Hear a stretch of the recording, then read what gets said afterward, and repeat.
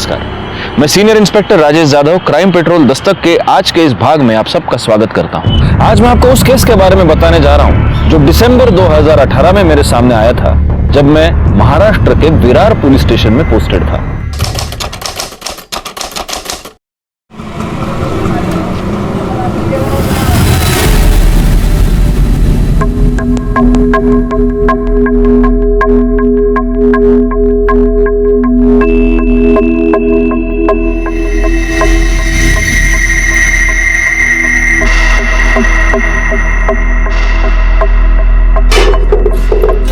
चलना जल्दी, क्या कर रही है? हर रोज लेट हो जाता है, फिर वो मुकादम उधर बूम मारता है, पैसा काटता है वो। हो पुढे मी आली। चल लवकर कर।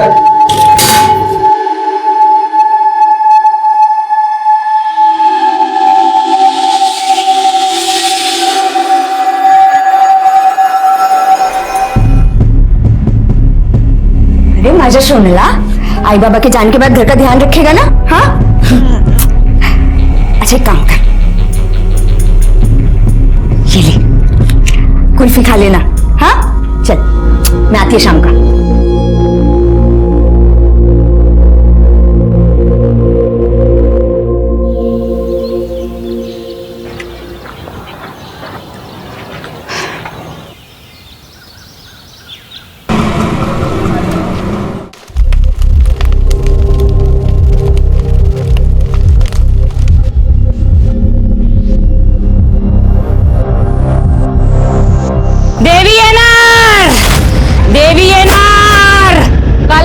की रात है, मुझे सब मालूम है। हाँ, देवी एनार, देवी मेरे सपने में आई थी। वो बोली थी वो कल आएगी, वो कल आएगी। नक्कीच येणार देवी, देवी एनार आएगी, आएगी देवी, आएगी, आएगी देवी, आएगी।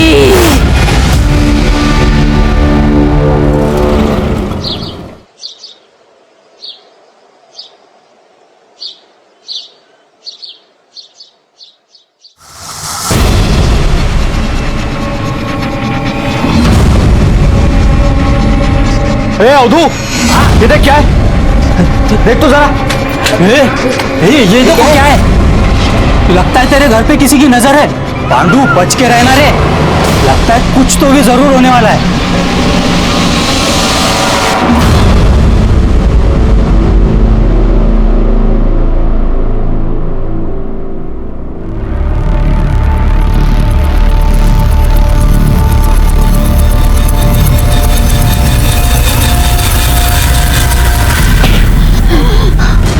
लता, क्या हुआ? लता को क्या हुआ? क्या हुआ? पांडू, अरे देखो, देख तेरी बीवी को क्या हुआ है, जल्दी आ। देखो ना इसको क्या हुआ? देखो कोई। क्या हुआ? क्या हुआ? इसे देवी आई है। हाँ देवी आई है। सबके पैर पड़ो इसका, पैर पड़ो। देवी आई है। हाँ देवी आई, मैंने बोला था ना, देवी आई है।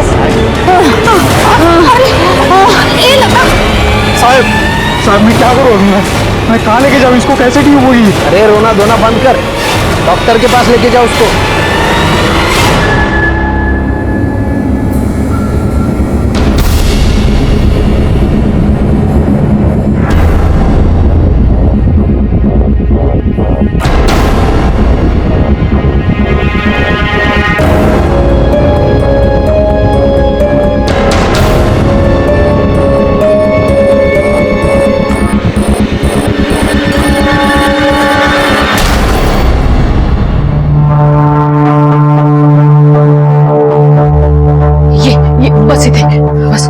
तू जा, मैं देखती, तू जा। डॉक्टर साहब क्या हो गया लता को, सब ठीक है ना? लता प्रेग्नेंट है, 4 महीने हो चुके हैं। क्या? ऐसा कैसे हो सकता है? क्या रे, तू अकेला मजदूरी करके घर तो संभाल लेगा, लेकिन इसके काम का जो पैसा तूने एडवांस में लिया है मेरे से, वो पैसा कौन वापस करेगा? तेरा बाप? डॉक्टर साहब ये कैसे हो सकता है? हाँ डॉक्टर साहब, ये प्रेग्नेंट कैसे हो सकती है? इसका तो ऑपरेशन हो चुका है। हाँ हाँ जानता हूँ, इसका यूट्रस, मेरा मतलब है इसकी बच्चेदानी मैंने ही निकाली थी। कुछ केसेस में बच्चा गर्भ के बाहर ही ठहर जाता है और 100 में से किसी एक ही औरत के साथ ऐसा होता है। देखा, मैंने बोला था ना देवी आने वाली है। देवी ने लता के गर्भ को अपना घर चुना है। ये सब कृपा और चमत्कार है, चमत्कार है ये। ये चमत्कार नहीं है, पाप है पाप। अरे देख क्या रहा है, गिरा इस पाप को। और तू नहीं गिरा सकता है ना तो मेरे को बोल, मैं गिराता हूं। देवी के खिलाफ जो भी जाएगा ना उसकी मौत पक्की है। हाँ, और पाप उस पर भी चढ़ेगा जिसके सामने देवी को नुकसान पहुंचा रहे हैं। अरे देवी की सेवा करो देवी की।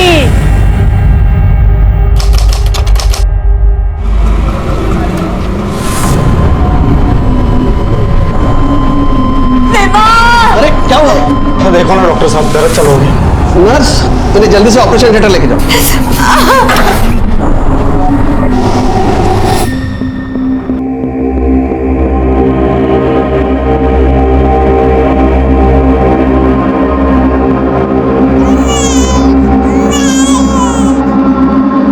मुबारक हो, बेटी हुई है।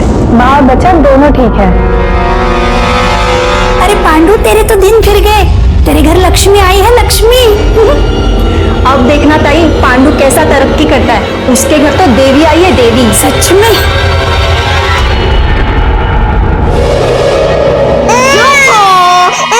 ये ले, दूध पी ले।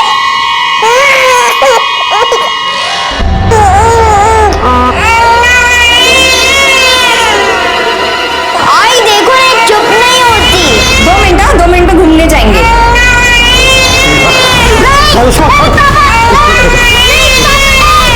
मेरा दिमाग फिर जाना, मैं पकड़ दूंगा। क्या कर रहे? हाँ, क्या कर रहे? दे पागल हो गया क्या? मैं पागल हो गया हूँ क्योंकि मेरे को मालूम है ये मेरी बेटी नहीं है। तू सच सच बता मेरे को, तू किधर मुंह मारी थी और ये किसकी बेटी है? तू मेरा मरा दे तो तेरी बेटी होगी ना। कहीं जा तुझे छोड़ के मैं बच्चे के सामने पता नहीं क्या उल्टा सीधा बोलने जा रहे हैं। तू शेंडी किसी और को लगा। मेरी बेटी है, देख शक्ल देख उसकी। कोई बोलेगा मेरी बेटी है? किसका पाप है ये? तू तमाशा कर रहा है सबके सामने। अपनी बेटी को कोई पाप बोलता है, अपमान करता है लक्ष्मी का। रोक, किधर जा रही है? मेरे को आज सब बराबर करने का है। क्या बराबर करना है तुझे? चुप करके यहाँ बैठ, मैं मंदिर जा रही हूँ उसकी नजर उतरवाने। ए रुक, तेरे को जिधर जाना है उधर जा, लेकिन इसको कचरा कुंडी में डाल के आने का। इसको अगर साथ में लेके आ गई ना, तेरे को इसको दोनों को मार डालूंगी। चल बैठ चुपचाप यहाँ। हाँ, मैं बैठ रहा हूँ। उसको वापस लाना नहीं, समझी?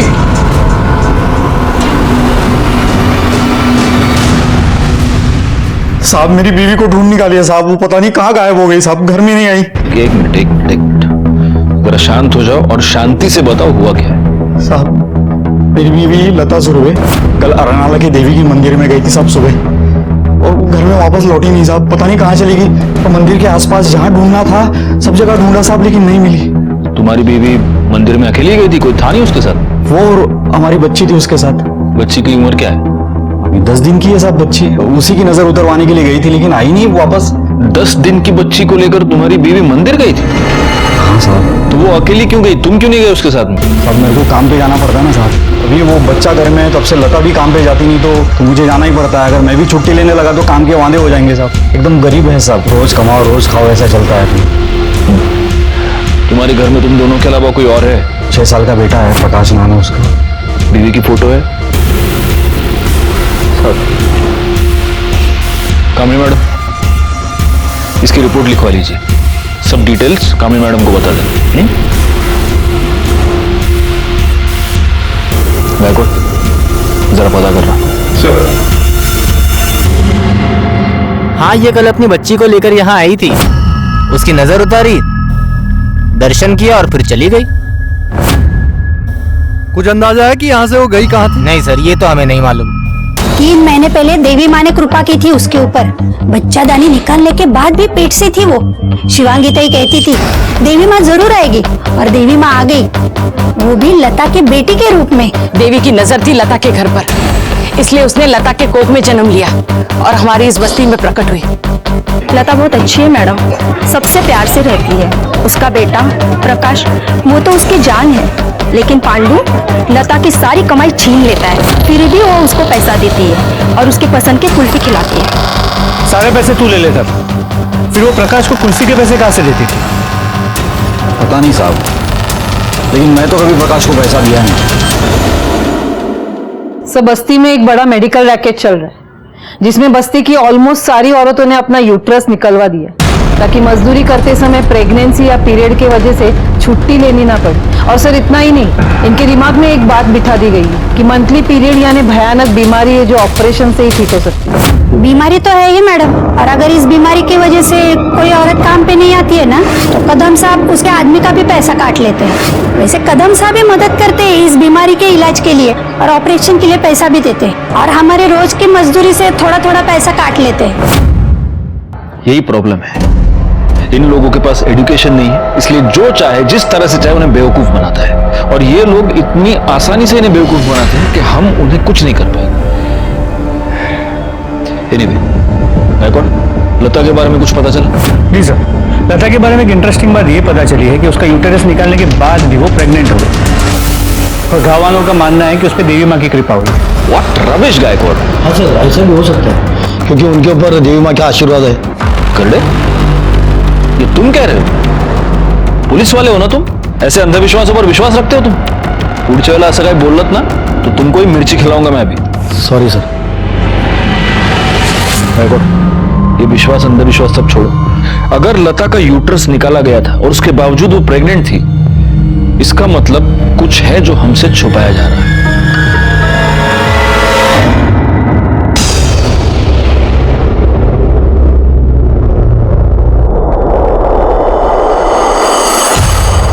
श्रद्धा और अंधश्रद्धा में बहुत ही हल्का फर्क होता है और इसी फर्क का फायदा उठाकर कई बार पैसे वाले लोग गरीबों का शोषण करते हैं। गरीबों को इस बात का यकीन दिलाया जाता है कि उनकी जिंदगी की सारी तकलीफें उनकी किस्मत है। ये हालात तब तक बने रहेंगे जब तक कि अज्ञान दूर नहीं होता। तब तक ये अंधश्रद्धा लोगों को डराती रहेगी, उन्हें मजबूर करती रहेगी, यहां तक कि उनकी जान भी लेती रहेगी।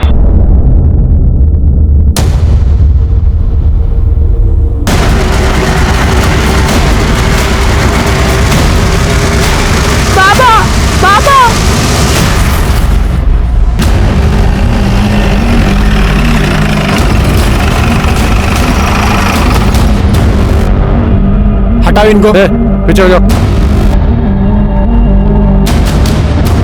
सर ये तो गड़े हो, फोटो देखा ना सर? लता सुरवे, लेकिन इसके साथ तो इसकी बच्ची भी थी। करड़े, ढूंढो जरा आसपास। सर सर गले पे निशान है। सर गले के निशान से तो ये क्लियर है कि गला घोट के मारा गया। इसकी हालत देखकर लग रहा है कि इसका मर्डर कल ही हुआ है। करड़े, पूरा एरिया चेक किया सर, बच्ची कहीं नहीं मिली। मुझे ऐसा लगता है कि इसका मर्डर बच्चे के लिए ही हुआ। कोई इसे मारकर बच्ची को ले गए। गायकवाड़, किसी को भेजकर पांडु को बुलाओ। पवार,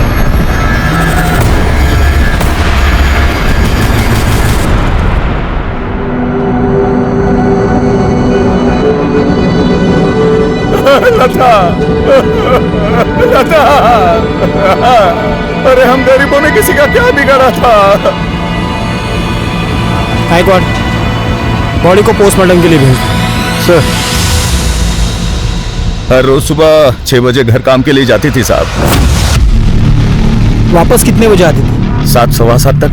किसके पास काम करती थी? मालूम नहीं साहब। तेरी बीवी किसके यहाँ काम करती थी तेरे को मालूम नहीं? नहीं, सच में नहीं साहब। पता नहीं है, झूठ बोल रहा है हमसे। मैं झूठ क्यों बोलूंगा साहब? क्योंकि हो सकता है तूने ही तेरी बीवी का मर्डर किया हो। चल बोल, बच्चे कहाँ है बोल। साहब, मैंने ऐसा कुछ नहीं किया साहब। मैं लता से बहुत प्यार करता था, उसको बहुत चाहता था। मैं उसको क्यों मारूंगा साहब? चल ठीक है, मान ली तेरी बात, जा। अरे आता जाना का ठेवू बसून तुला। और सुन, शहर छोड़ के मत जाना, नहीं तो पकड़ के लाऊंगा वापस। ठीक। चल निक। गायकवाड़, अगर ये सच कह रहा है तो इसकी बीवी सुबह 1 घंटा किसी के पास काम करती थी। अब कैसे पता करे कि किसके यहाँ काम करती थी? सर एक आइडिया, मैं घर फोन करके ट्राई करता हूँ, शायद आइडिया काम करिए। घर? हाँ सर, ट्राई करता हूँ। हेलो, अरे मैं घर जल्दी नहीं आ रहा, तुम सामान की लिस्ट क्या दे रही हो? तुम रुको 1 मिनट, कुछ पूछना था तुमसे। अब हमारे घर में जो मेड आती है वो अपने घर काम के लिए कितना वक्त लेती है, मतलब झाड़ू पोछा बर्तन वगैरह? अरे सवाल का जवाब दो तुम। अरे तुम पुलिस वाले की बीवी हो तो क्या सवाल पे सवाल करोगी? हाँ हाँ तुम, हाँ हाँ ठीक है।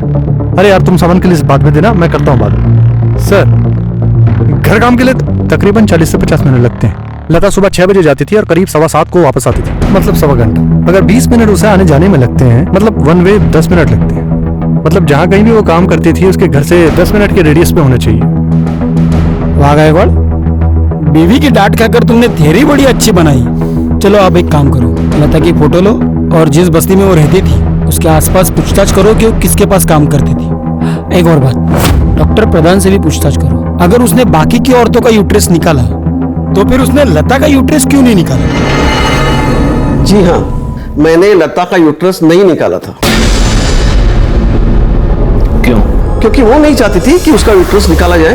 बाकी सब खुद आई थी मेरे पास यूट्रस निकलवाने, उन सबकी एनओसी मेरे रिकॉर्ड में है, आप चाहे तो चेक कर सकते हैं। फिर आप ये ऐसे कैसे कह सकते कि मैंने उन्हें कुछ फोर्स किया है या तो कुछ इलीगल किया है? इलीगल नहीं, लेकिन आपने गलत किया है और ये आप भी जानते हैं।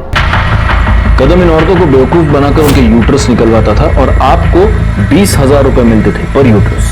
तो एक बात बताइए डॉक्टर प्रधान, जब लता की बारी आई तब आपने उसका यूट्रस क्यों नहीं निकाला? क्योंकि मुझे यूट्रस नहीं निकालने के लिए 40,000 मिले थे।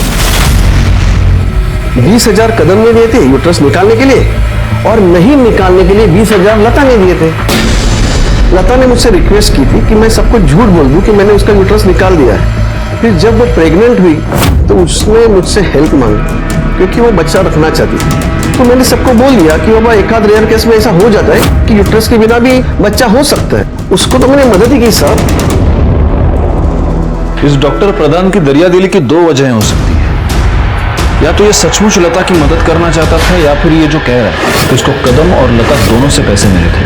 अब सवाल ये है कि लता के पास इसको देने के लिए इतने पैसे आए कहां से? एक गरीब मजदूर औरत को इतने पैसे देगा? शायद वो जिसे उसके यूट्रस की जरूरत हो। एक सेकंड, आपका मतलब है सरोगेट मदर? एग्जैक्टली। पांडु के मुताबिक लता सिर्फ 2 जगहों पर काम करती थी, उस कंस्ट्रक्शन साइट पर और किसी के यहाँ घर काम करती थी। तो हो सकता है कि ये पैसे जिसने भी दिए हो वो इन्हीं 2 जगहों में से किसी एक पर दिए हो। अब हमें पता ये करना होगा कि वो किसके यहाँ घर काम करती थी।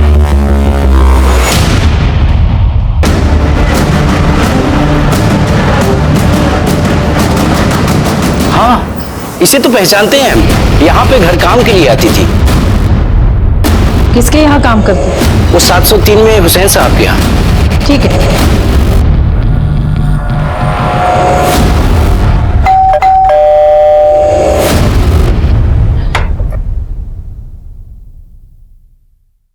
जी कहिए, ये आपके यहाँ काम करती थी? हाँ, लेकिन काफी दिनों से काम पर नहीं आ रही। और अब आएगी भी नहीं। क्यों? ये मर चुकी है। मेरी बीवी का 10 साल पहले इंतकाल हो चुका है। मेरा बेटा रहमान भी 5 साल पहले एक्सीडेंट में गुजर गया। अब इस घर में हम सिर्फ 3 ही लोग रहते हैं, मैं, मेरी बहू अस्मा और पोती नाज़नीन। तो आप तीनों के अलावा फैमिली में और कोई नहीं है? एक बेटी है बेनजीर, वो वापी में अपने शौहर तबरेज और 2 बच्चों के साथ रहती है।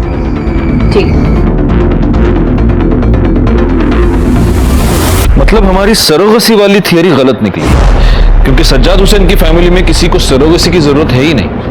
ये भी तो हो सकता है कि फैमिली के अलावा कोई और हो जिसे सरोगसी की जरूरत है। होने को तो बहुत लोग हो सकते हैं, पर सवाल यह है कि ये जो भी जरूरतमंद है वो लता को मिला कब और कैसे? क्योंकि अगर सुबह का 1 घंटा छोड़ो तो लता पूरा का पूरा दिन उस कंस्ट्रक्शन साइट पर हुआ करती थी।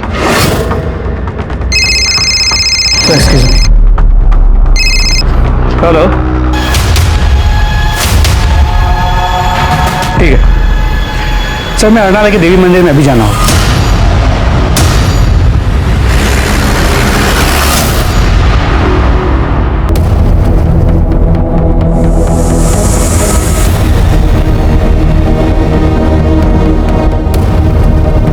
सर लाश काफी छोटे बच्चे की है तो बुरी तरह डिकम्पोज हो चुकी है। आइडेंटिफाई कर पाना बहुत मुश्किल है और बॉडी पे से इन नजर वाली चूड़ी के अलावा और कुछ नहीं मिला है जिससे आइडेंटिफाई करने में मदद है।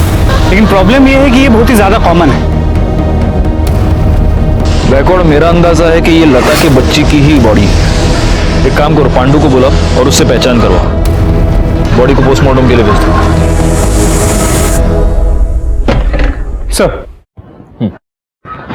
सर पांडु ने बच्ची के हाथ पे मिली नजर वाली चूड़ी से ये कंफर्म किया है कि बच्ची उसी की है, लेकिन फिर भी रूटीन प्रोसीजर के हिसाब से बच्ची के खून को पांडु और लता के सैंपल के साथ मैच करने के लिए भेज दिया।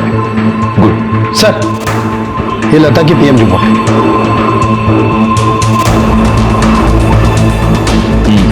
गायकवाड़, जैसा कि हमें शक था, लता की मौत गला दबाने की वजह से हुई और मौत 12 दिसंबर को सुबह 11 से 12 के बीच ही हुई। तो सब सवाल यह है कि लता जैसी मजदूर औरत का मर्डर कोई क्यों करना चाहेगा? हाँ बोला। क्या?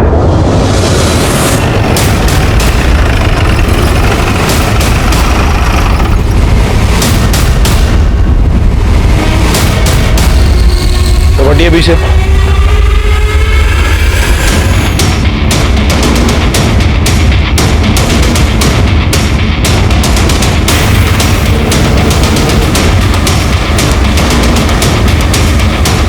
गायकवाड़, पूरे टेरेस देखो, किसी भी चीज के साथ छेड़छाड़ नहीं होनी चाहिए। सर, कर ले।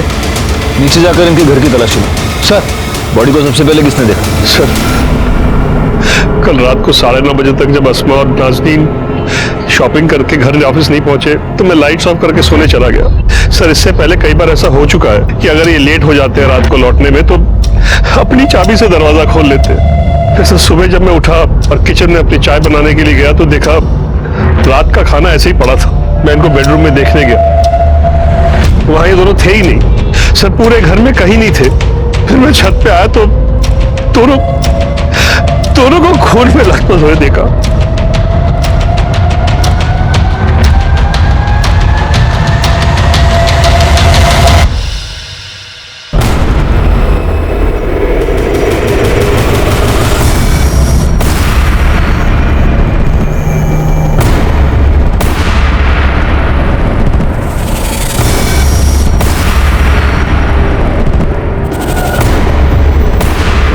बॉडीज को पोस्टमार्टम के लिए भेज दो। सर, मैंने इनका पूरा घर चेक किया पर मर्डर वेपन नहीं मिला। सर, ऊपर भी कुछ नहीं है। अगर इस बिल्डिंग में सीसीटीवी कैमरा होता तो हमें ये पता चल पाता कि अस्मा एग्जैक्टली कितने बजे घर आई थी और उसके पीछे लेट नाइट कोई और आया था क्या। मुझे ऐसा लगता है कि ये दोनों केसेस आपस में कनेक्टेड है। लता सुरवे के मर्डर के बारे में अस्मा को कुछ पता होगा और इसीलिए अस्मा का मर्डर हुआ है। और हो सकता है कि उसकी बेटी ने उसकी माँ का मर्डर होते हुए देख लिया, इसलिए फिर बेटी को भी किसी ने मार दी। एक काम करो गायकवाड़, अस्मा का बैकग्राउंड चेक करो और उसके कॉल डिटेल्स निकालो, शायद उससे कुछ क्लू मिल जाए। हो सर, लेकिन सर मुझे सज्जाद की कहानी थोड़ी अटपटी लगी। इन दोनों को इतनी बेरहमी से मारा गया तो उसने रात को किसी की चीख पुकार तक नहीं सुनी। बिल्डिंग के वॉचमैन से पूछताछ करो, शायद उसने कुछ देखा हो सर।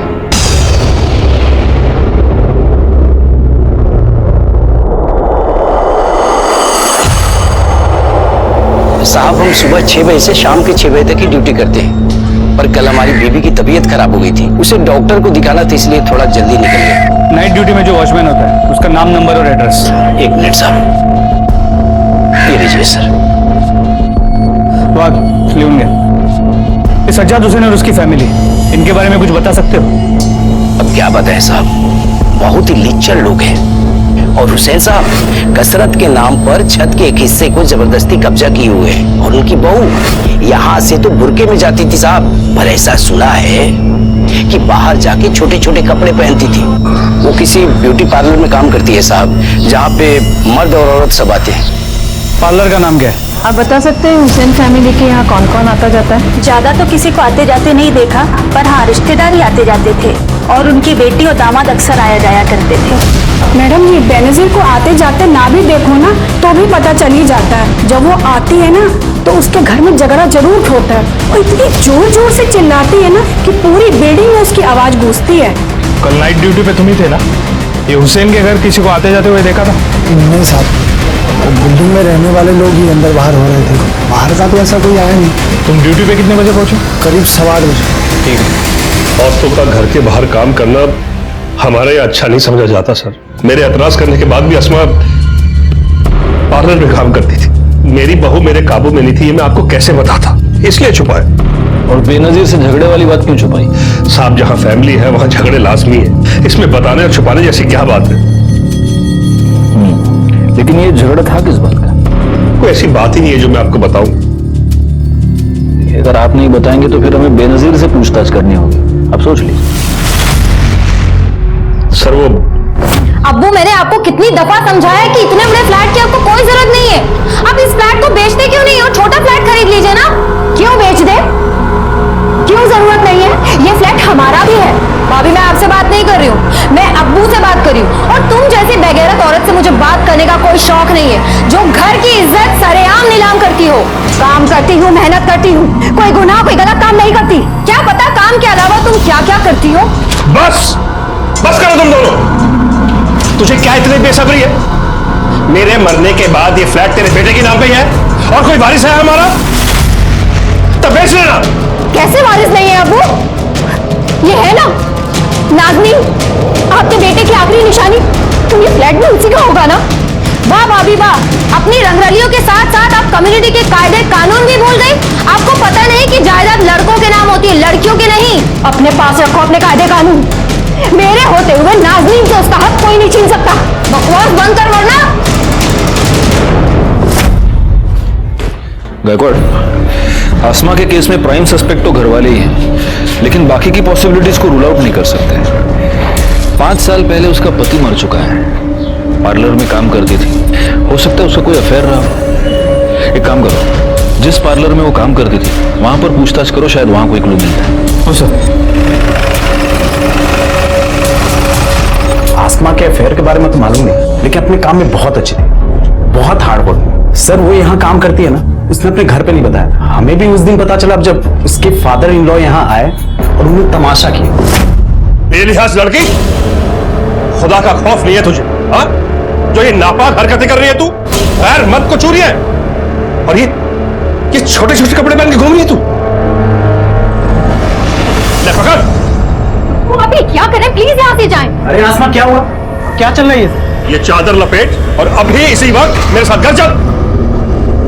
मैं आपके साथ कहीं नहीं जाऊंगी अभी, क्योंकि मैं जानती हूँ मैं जो कर रही हूँ सही कर रही हूँ, और खुदा सिर्फ आपका नहीं,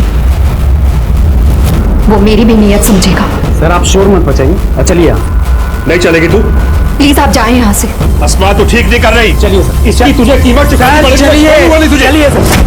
तो इतना सब कुछ हो जाने के बाद भी तुमने उसे जॉब से नहीं निकाला? सर मैंने उसे जॉब से इसलिए नहीं निकाला क्योंकि उसे जॉब की बहुत जरूरत है, और जितनी उसे जॉब की जरूरत थी उतनी सैलून को भी उसकी जरूरत है। सर वो हमारे स्टाफ और सारे क्लाइंट उसी को पसंद करते थे। हाँ मैं वहां गया था, और आप लोगों को इसलिए नहीं बताया क्योंकि मैं खुद अपनी इज्जत का जनाजा नहीं निकालना चाहता था। आपने उसे धमकी भी दी थी कि उसे कीमत चुकानी पड़ेगी। हाँ तो चुकाई ना उसने कीमत। ये जो कुछ भी हुआ अल्लाह की मर्जी थी साहब, उन्होंने उसको उसके किए की सजा दी। कहीं ऐसा तो नहीं कि अल्लाह की आड़ में तुम ही ने ये 2 मर्डर्स कर दिए? ये आप क्या कह रहे हैं साहब? आप अभी जा सकते हैं जी। और अल्लाह से दुआ कीजिए कि आसमा का कातिल जल्द से जल्द पकड़ा जाए। जी। गायकवाड़, ये हमारा प्राइम सस्पेक्ट है, इसकी पूरी हिस्ट्री निकालो और प्लेन क्लोज में अपने 2 बंदे इसके घर के बाहर लगा दो।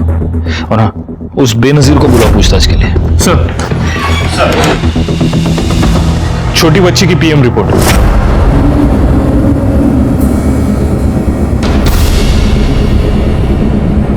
जैसा कि हमें शक था, मर्डर गला दबाने की वजह से ही हुआ है और 11:30 से 12:30 के बीच हुआ है। गायकवाड़, ये बच्ची पैदाइशी अंधी थी। ब्लड रिपोर्ट के मुताबिक तो ये लता और पांडु की बच्ची थी ही नहीं। मतलब हमारे सरोगेट मदर वाली थियरी सही है। यस। अब अगर लता सरोगेट मदर थी तो इसका मतलब लता को इस सरोगेसी के पैसे मिले होंगे। ये पता करो कि उसका कोई बैंक अकाउंट है क्या, और अगर था तो उसमें कब और कहां से पैसा आया। आसपास के जितने भी आईवीएफ सेंटर्स हैं वहां पर पूछताछ करो, क्योंकि अगर उसने सरोगेसी करवाई है तो वो इनमें से किसी एक सेंटर पर जरूर गई होगी। जी सर। इस पूरी इंफॉर्मेशन के साथ हमें यह भी पता करना होगा कि ये लता आखिर औरत कैसी थी। और मैं जानता हूं इसकी सही जानकारी हमें कौन दे सकता है।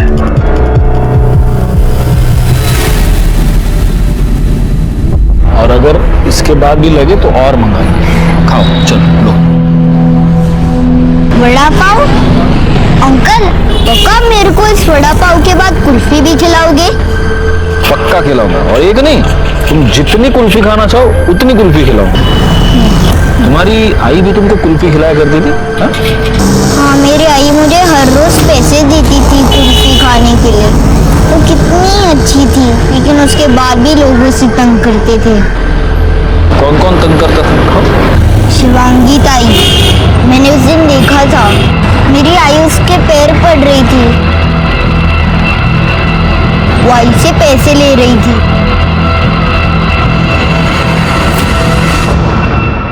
लता पेट से थी, वो ये बच्चा रखना चाहती थी।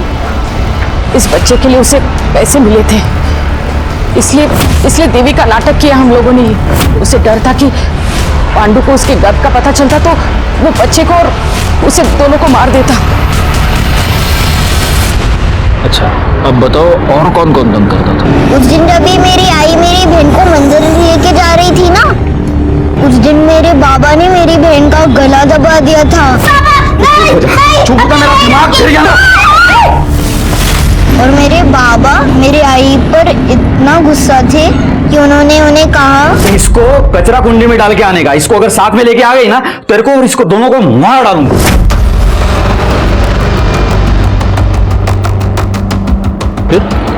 उस दिन बाबा भी काम पर नहीं गए थे। उस दिन अगर तुम्हारे बाबा काम पर नहीं गए तो कहाँ गए? मालूम नहीं, पर उस दिन जब भी आई मंदिर गई थी ना, तभी बाबा भी उनके पीछे गए थे। प्रकाश से मिली इंफॉर्मेशन ने हमारी इन्वेस्टिगेशन को एक नई दिशा दे दी। हमें यह पता चल गया कि पहले 4 महीने तक लता ने अपनी प्रेगनेंसी पांडु से छिपाई रखी। प्रकाश और शिवांगी से मिली इंफॉर्मेशन के बाद हमने पांडु को कन्फ्रंट किया, और तब जो सच सामने आया वो हैरान कर देने वाला था।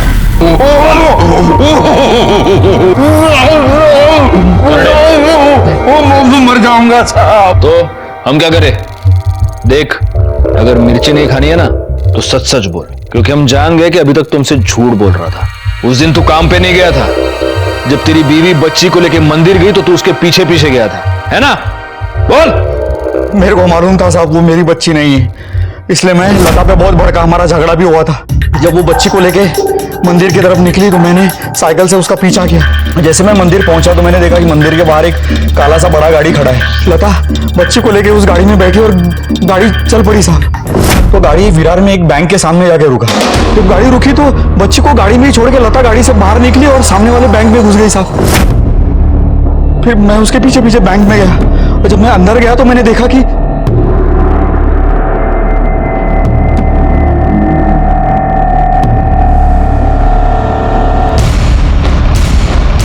चल क्या रहा है? इतना पैसा लाएगी इधर से तू, और बाहर कौन है वो गाड़ी वाले लोग? और नको, मैं बताती तेरे को सब। देख, अब उस बच्ची की ना अपन को जरूरत नहीं है। अरे देख, उसके बदले में कितना पैसा लाई। मतलब पैसे के लिए बच्ची को बेच दिया तूने? लता मेरे को बोली कि तू अभी घर निकल जा, मैं शाम में आती हूँ और तेरे को सब बताती हूँ, इसलिए मैं भी घर निकल गया। गाड़ी में कौन था? गाड़ी में कौन था पता नहीं साहब, मैंने देखा ही नहीं। गाड़ी का नंबर याद नहीं साहब, मैंने देखा नहीं। बोल रहा है? नहीं साहब, अगर आपको चाहिए तो मैं विरार वाला बैंक आपको दिखा सकता हूँ। सर, आसमा और नाज़नीन की पोस्टमार्टम रिपोर्ट के मुताबिक उनके सर पे किसी भारी चीज से वार किया गया, और मौत की वजह भी हेड इंजरी है। मौत का वक्त शाम 7 और 8 के बीच का है। रिपोर्ट ये कह रही है कि जो मर्डर वेपन है उसका सरफेस बहुत छोटा नहीं था। इसका मतलब कोई स्टिक या रॉड तो नहीं हो सकता।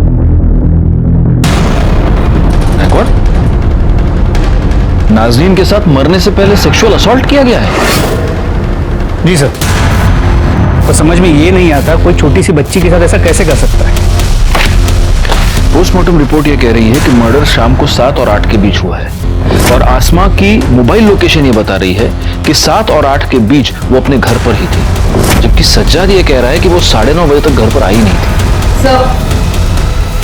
सर, पांडु सच कह रहा था। लता का बैंक में अकाउंट, जिसमें उस दिन 50,000 डिपॉजिट किए गए, और एक बार पहले भी कैश में 50,000 डिपॉजिट किए। सर इम्पोर्टेंट बात यह है कि लता को बैंक में आसमा हुसैन ने इंट्रोड्यूस करवाया था।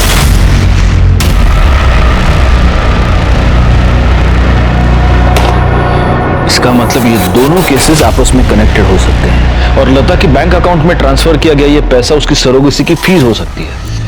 एक काम करो, बैंक और मंदिर के आसपास जहां से हमें लता और उसकी बच्ची की डेड बॉडी मिली, वहां आसपास जितने भी कॉमन मोबाइल्स एक्टिव थे उन सबकी एक लिस्ट बनाओ और आसमा के कॉल रिकॉर्ड के साथ मैच करके देखो। हो सकता है इनमें कोई कॉमन नंबर निकले। ये हो सकता है कि आसमा उस सरोगेसी वाले कपल को जानती हो, या ये भी हो सकता है कि आसमा ने ही ये डील फिक्स करवाई हो। और आसमा के मर्डर के पीछे की वजह भी यही हो। सर, मैं सज्जाद हुसैन के घर पे बॉडी क्लेम पेपर पे साइन लेने गया था। डोरबेल बजाई और वेट कर रहा था, तभी मुझे शू रैक के पीछे एक लाइट ब्लिंक करती हुई दिखी। सर, मैंने सज्जाद से साइन ले ली। उसके बाद शू रैक के पीछे देखा तो ये कवर में मोबाइल मिला। इस मोबाइल में सिम कार्ड नहीं है, लेकिन काफी कुछ चीजें हैं। देखिए सर।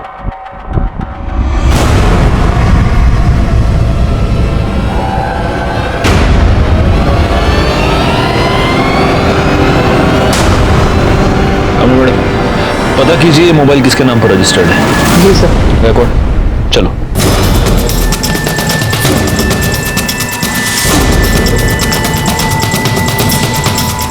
सर, आप ये बेवजह मुझे परेशान करने क्यों आ जाते हैं? सर, मुझे जो पता था मैंने आपको सब कुछ बता दिया। सच मेरा यकीन कीजिए आप। सर, आगे करो। बाथरूम से मिला है।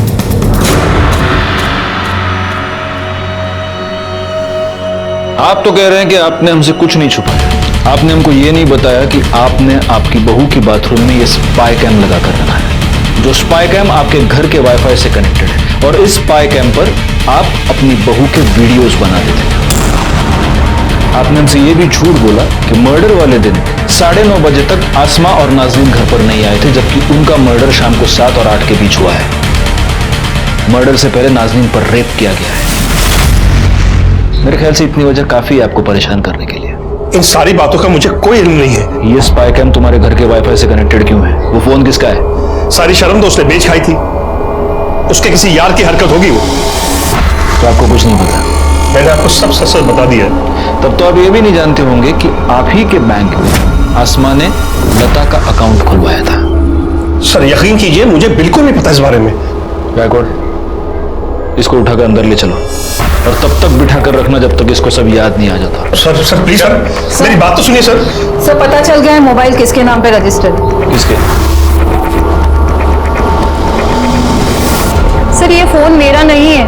हाँ, मैं मानती हूँ कि मैंने अपने अब्बू को मजबूर किया था वो फ्लैट बेचने के लिए, और मैं आसमा से नफरत भी करती थी, मगर उसके लिए मैं इतनी गिरी हुई हरकत नहीं करूंगी सर।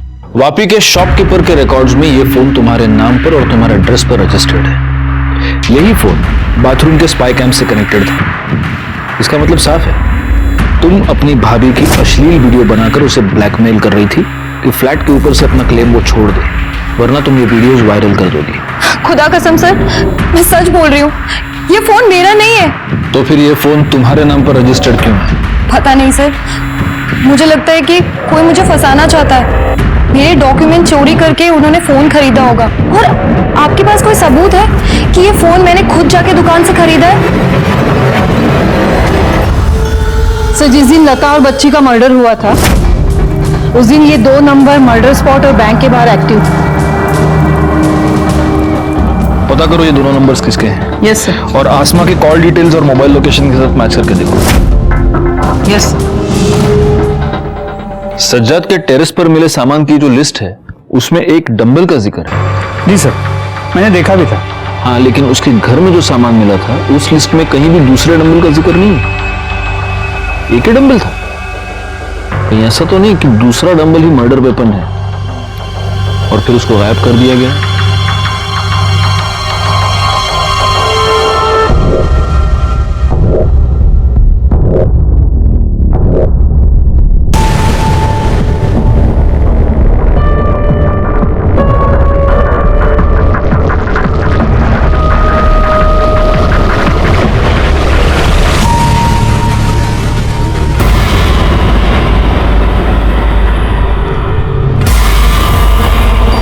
सर, ये देखिए, ये मिला है।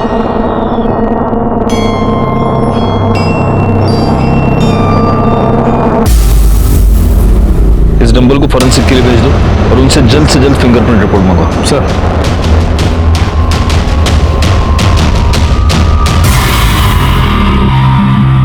अब सच सच बोल, क्यों मारा तूने आसमा और नाजनीन को?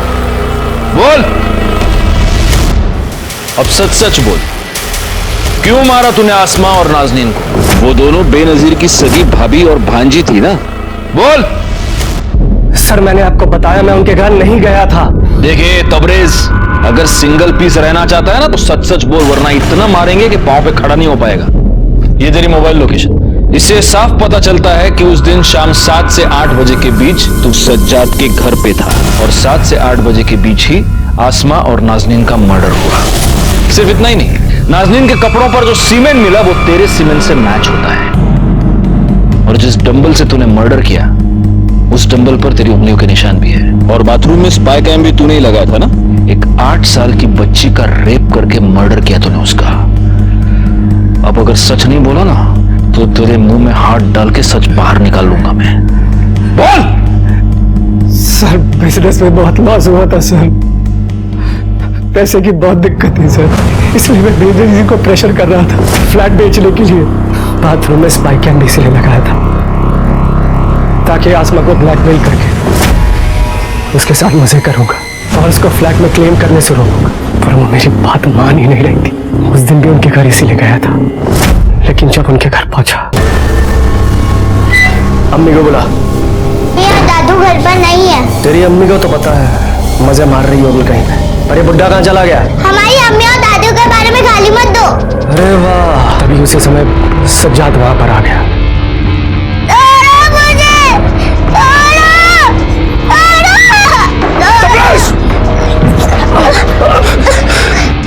ये सब देखा उसने तो बहुत मारा मुझे और छत पे ले गया।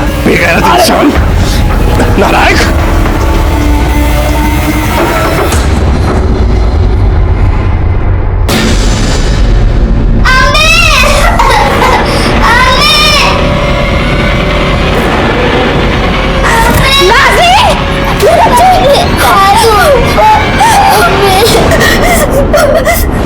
या अल्लाह, ये मुझसे क्या गुनाह हो गया? मुझे माफ कर दे, माफ कर दे मुझे। आप ऐसा कैसे कर सकते हैं? आपकी इंसानियत बिल्कुल खत्म हो गई जो आपने एक बच्ची। ये गंदी हरकत इस वैशी दरिंदे ने की है इसने। ए बुड्ढे, अगर किसी को बोला तेरी बेटी को तलाक दे दूंगा। फिर मैंने डंबल पानी की टंकी में फेंक दिया। मुझे लगा वहां से कौन ढूंढ पाएगा। आसमा का मर्डर और नाजनीन पर रेप और मर्डर करने के जुर्म में मैं तुम्हें अरेस्ट करता हूं। मुझे इसके भी कॉल डिटेल्स चाहिए आज के आज। सर लता और बच्चे के मर्डर के टाइम पे जो बैंक और क्राइम स्पॉट पे जो नंबर मिले थे उनकी डिटेल्स आ गई। और सर ये दोनों नंबर आसमा के कॉल रिकॉर्ड में भी मिले। आसमा मेरी खाला की बेटी थी। शादी से पहले आसमा हमारे साथ हमारे नवे मुंबई वाले फ्लैट में रहती थी। निखत और आसमा काफी अच्छे दोस्त थे। शादी के 5 साल बाद भी हमारे यहाँ औलाद नहीं हुई, तब डॉक्टर ने हमें सरोगेट मदर के लिए सजेस्ट किया। सर मैंने सरोगेट मदर वाली बात आसमा को बताई, तभी उसने मुझे लता के बारे में बताया। 12 दिसंबर को क्या हुआ था जब लता बच्ची को लेकर तुम दोनों के पास आई थी? बोल। निखत ने देखा कि बच्ची की आंखों में कुछ प्रॉब्लम है। हाँ अंधी है, डॉक्टर भी बोला कि अंधी है। तो तुमने हमें पहले क्यों नहीं बताया? धोखा दिया तुमने हमें। एक हेल्दी बच्चा चाहिए था ना कि ये। देखिए बात बच्चा पैदा करने की हुई थी समय की। अब ये आपका बच्चा है, संभालिए इसे, रखिए इसे प्यार से। ये बच्चे मुझे नहीं चाहिए। पर जब आसमा को आपसे पता चला उसने हमसे पूछा, लेकिन हमने उसे कुछ नहीं बताया। फरहान और निखत को लता और बच्ची के मर्डर के लिए, तबरेज को आसमा और उसकी बेटी नाजनीन के मर्डर के जुर्म में उम्र कैद की सजा हुई और सज्जाद को जुर्म छुपाने के लिए सजा। जुर्म की दस्तक को हमेशा सुने, उसे समझने की कोशिश करें। हमारे अदालत ने सुरुचि मर्डर और रेप केस में मनप्रीत बग्गा को एक्यूज मानकर उन्हें सजा सुना दी है और इसका पूरा श्रेय सुरुचि के पेरेंट्स अपने लॉयर रमेश निकम को दे रहे हैं, क्योंकि उन्होंने इस केस की फीस के नाम पर उनसे सिर्फ 1 रुपया लिया है।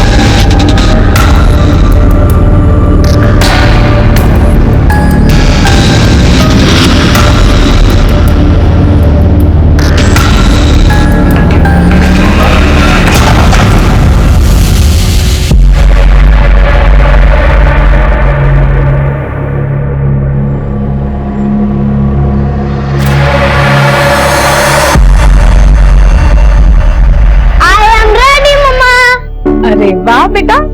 सुनो ना, आज मुझे ऑफिस के लिए लेट हो रहा है, तुम इसे स्कूल छोड़ दोगे प्लीज? ठीक है, मैं छोड़ दूंगा। ओके गाइस, एक हफ्ते के बाद हमारे स्कूल में डिबेट कंपटीशन है और इस कंपटीशन का टॉपिक है नारीवाद। So go and study it and prepare yourself, alright? Okay ma'am. Good. See you tomorrow.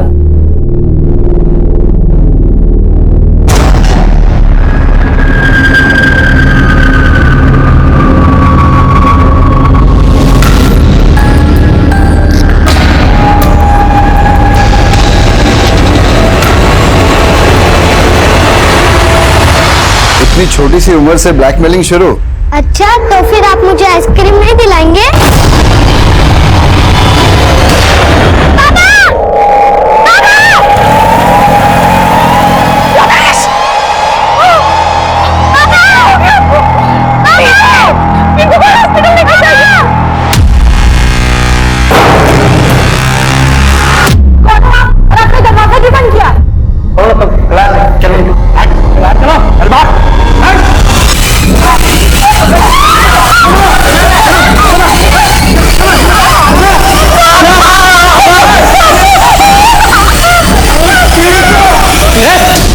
चल पीछे पीछे चल।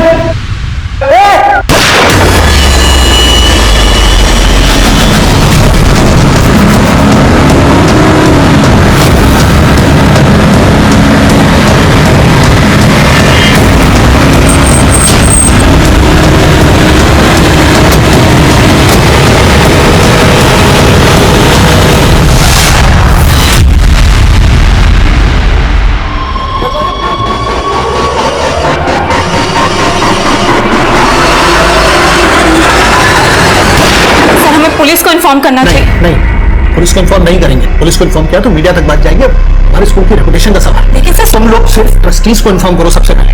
ट्रस्टी डिसाइड करेंगे कि पुलिस का क्या करना है। ट्रस्टीज को इन्फॉर्म करो। आकाश सुनो, तुम एक काम करो, उस कमरे के पीछे वाली खिड़की तक जाओ, हाँ? और पता करने की कोशिश करो कि वहां हो क्या रहा है। लेकिन सर, मैं किसी की जरूरत नहीं है, जैसा मैं कह रहा हूँ वैसा करो।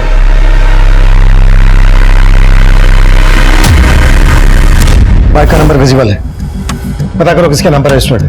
तो ये हमला अब से 23 मिनट पहले हुआ है। अगर हमलावर रन कर रहा है तो 20 से 25 किलोमीटर आगे गया होगा। इस रेडियस में चारों तरफ नाकाबंदी लगवा दो। इसका चेहरा हेलमेट से कवर है। इसका हुलिया आसपास की सभी बीट चौकी, टोल नाका और पुलिस स्टेशन में भेजो। Quick sir.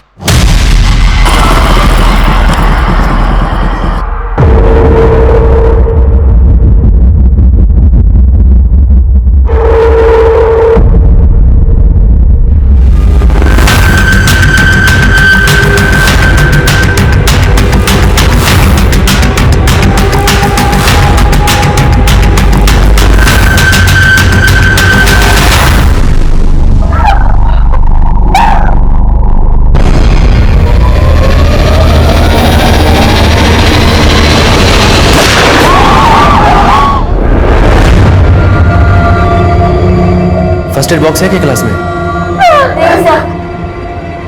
अरे यार, अजीब आदमी है। पहले अपनी एसिड डाली, अभी फर्स्ट एड बॉक्स का पूछ रहा है। मेरे बैग में पेपर स्प्रे है और उसके पास पिस्टल है। जरा वीडियो तू डाल देगा। क्या बातें चल रही है ये? चलो अलग अलग बैठो। इधर चल, तू बैठ इधर। कोई बात नहीं होगी, सब अलग अलग बैठेंगे।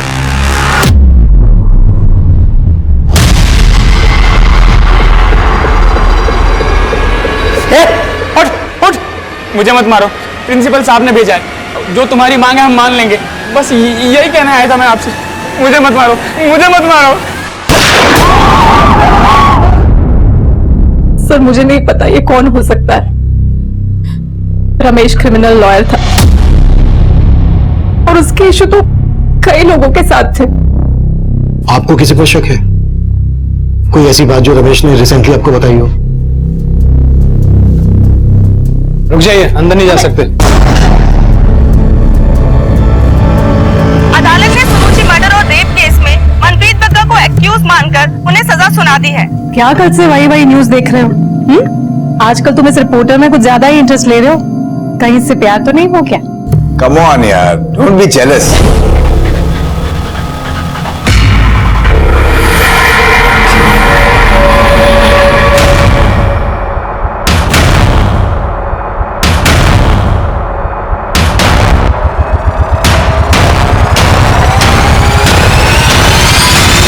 Hello police station.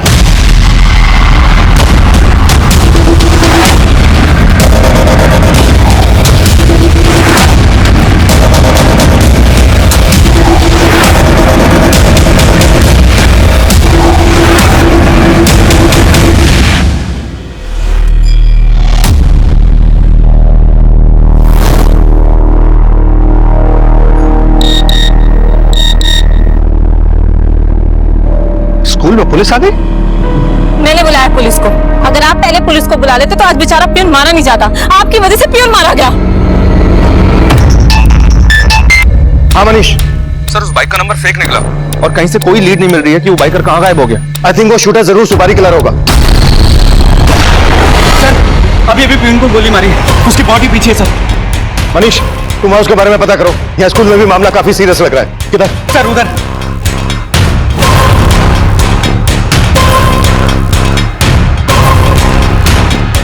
पीछे पीछे पीछे पीछे। कौन है ये? सर ये पियून है हमारे स्कूल का। गोली कहाँ से चली?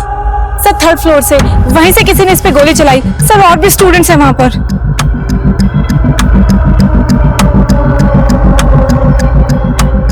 प्रिंसिपल कौन है? मैं हूं सर। हमें वो रूम दिखाइए, क्विक, जल्दी।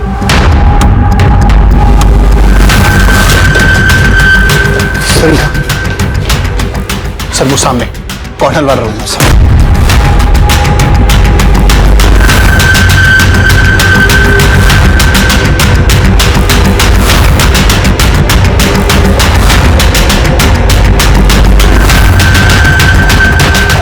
देखो, मैं खून खराबा करने नहीं आया था।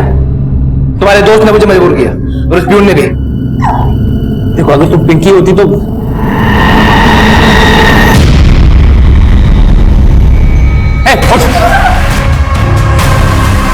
स्टोन पहनने के लिए तुम्हें किसने बोला है?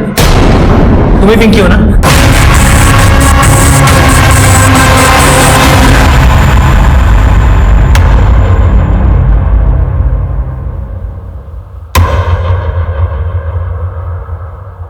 सर इस सब के बाद ही हमने पियून को वहां भेज दिया था, ये जानने के लिए कि वो चाहता क्या, उसकी डिमांड्स क्या है। लेकिन उसने पियून को गोली मार दी सर, सीसीटीवी को डैमेज कर दिया। लेकिन आपने पियून को उसके पास भेजा क्यों? हमारा आने का वेट नहीं कर सकते थे? और एक आदमी गन लेकर आपके स्कूल में घुस कैसे सकता है? ये मेटल डिटेक्टर है तुम्हारे पास, फिर भी वो आदमी गन लेके अंदर चला गया। कि तुम उसके साथ मिले हुए तो नहीं? अरे नहीं साहब, रोजी रोटी की कसम, हम किसी से मिले हुए नहीं हैं। भक्ति, यस सर। चेक करो उसकी कोई क्रिमिनल हिस्ट्री है क्या? Okay sir. हर सीसीटीवी की फुटेज चेक करो। हो सकता है स्कूल में आने में किसी ने इसकी मदद की हो। तो उस रूम में जाने का कोई दूसरा रास्ता है? नहीं सर, मेन दरवाजे के अलावा वो पीछे वाली खिड़की है बस। मैं सच्ची बोल रही हूँ, मैं पिंकी नहीं, प्रिया हूँ। तो ये रिंग तुम्हें किसने दी? वो मेरे दादाजी ने दी है। वो आज तो लौट जा रहे हैं।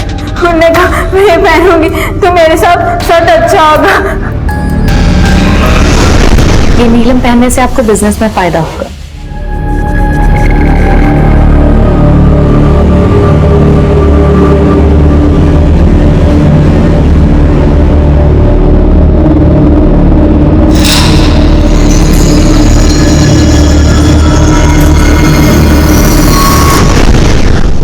ये सब अंधविश्वास है, कुछ नहीं होता इन सबसे। बताओ मुझे। सर इस विंडो के रास्ते क्लासरूम में अप्रोच तो किया जा सकता है। अगर हमने ऐसा करने की कोशिश की तो बाकी बच्चों को नुकसान पहुंचा सकता है। गन है उसके हाथ में। हमें कोई भी एक्शन लेने से पहले क्रिमिनल के दिमाग को समझना होगा। उसने क्लासरूम के सीसीटीवी को डैमेज कर दिया है, लेकिन हाँ, हम उस विंडो के थ्रू उसे मॉनिटर कर सकते हैं। एक काम करो, टेरेस से उस विंडो पर स्काई कैम लटकाने का बंदोबस्त करो, क्विक। सर इस शूटर ने आपके स्कूल को टारगेट बनाया। आपके स्कूल से जुड़े लोगों के साथ इसकी कोई दुश्मनी? नहीं सर, ऐसा तो नहीं लगता है। उसने संतोष को शूट किया, शनाया पर एसिड फेंका और बाकी के बच्चों को बंधक बना लिया है। हो सकता है इस क्लासरूम के बच्चों के साथ उसकी कोई दुश्मनी हो, कोई इशू। आपने उनके पेरेंट्स को इन्फॉर्म किया?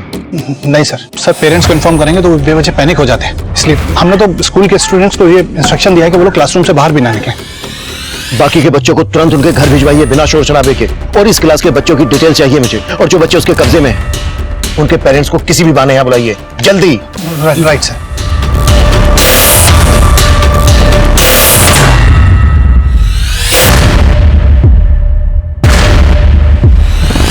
रमेश निगम को शूट करने वाला बाइकर पांडव नगर सिग्नल के सीसीटीवी में कैप्चर हुआ था। वहां से वो बसंत बाग की तरफ गया था। सर, उस डायरेक्शन में फॉलो करो। सर मुझे आपसे कुछ बात करनी है। देखिए, आपसे बात करने का वक्त नहीं है मेरे पास। सर मुझे आपको कुछ बताना है। सर, मनप्रीत बग्गा के खिलाफ वर्डिक्ट के बाद मैं रमेश निगम से मिली थी। मनप्रीत बग्गा को सजा दिलवाने के लिए सुरुचि के पेरेंट्स सारा श्रेय अपने लॉयर रमेश निगम को दे रहे थे, क्योंकि उन्होंने फीस के नाम पे उनसे सिर्फ 1 रुपया लिया था। देखिए, आप मेरी तारीफ में कुछ ज्यादा ही बढ़ा चढ़ा के बोल रहे हैं। लेकिन सर, आपके पहले मनप्रीत बग्गा के खिलाफ ये केस सुरेंद्र जायसवाल लड़ रहे थे, और उनके अचानक से गायब हो जाने के बाद कोई भी लॉयर ये केस लड़ना नहीं चाहता था। उसके बाद भी आपने ये केस लड़ा भी और जीता भी। तो क्या आपको किसी प्रकार का डर नहीं लगा, क्योंकि मनप्रीत बग्गा जैसा क्रिमिनल अंदर होने के बाद भी आपको खतरा पहुंचा सकता था? मुझे किसी से डर नहीं लगता। सर, उस इंटरव्यू के बाद मैं उनसे पर्सनली मिली थी। मैंने उनसे कहा था कि वो पुलिस प्रोटेक्शन मांग ले, लेकिन उन्होंने फिर पुलिस प्रोटेक्शन नहीं ली। और सर, अब मुझे लगता है कि इसके पीछे मनप्रीत बग्गा का हाथ है। इस एंगल में तो हम लोग ऑलरेडी काम कर रहे हैं। अगर इसके अलावा आपके पास कोई और बात है तो बताइए। नहीं सर, अब तक तो कोई बात नहीं है। Thank you so much.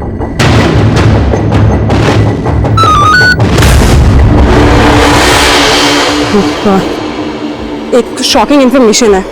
PKD secondary school में कुछ बच्चों को गनमैन ने होस्टेज बना लिया है।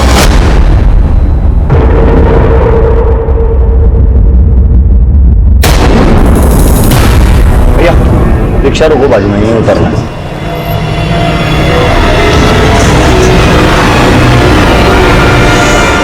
संतोष की मम्मी बोल रही हूँ। आप कौन?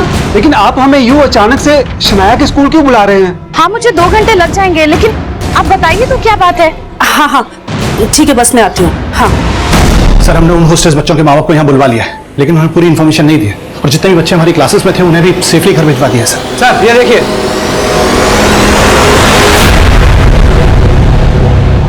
वो आदमी इस लड़की के पीछे पीछे गया, फिर वापस आया, वापस आकर क्लासरूम में गया, और उसके बाद क्लासरूम का दरवाजा लॉक कर दिया। ये लड़की कौन है? सर, ये तो नंदिनी है। कहाँ पर है नंदी इस वक्त? सर, शायद हमने बाकी स्टूडेंट के साथ इसे भी घर भेज दिया। सर, और देखिए, ये बच्चे एक आर्मी के स्कूल में आई थी। ये बच्चे कौन है? ये सब प्राइमरी स्टैंडर्ड की बच्ची है। इसे भी हमने घर भेज दिया है। ये आदमी जिस तरह से इस बच्ची के साथ स्कूल में आया है, उसे यही लगता है कि ये बच्ची इस आदमी को अच्छी तरह से जानती है। संदीप, किसी को नंदिनी और इस बच्ची के घर भेजो, दोनों को यहां बुलाओ। ये दोनों शायद इस आदमी को अच्छी तरह से जानते हैं। सर,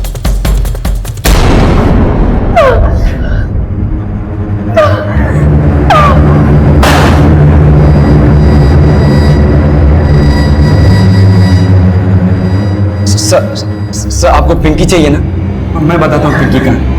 एक्चुअली वो इस क्लास में है, लेकिन आपके आने के पहले ही वो बाहर निकल गई थी, है ना? हाँ सर।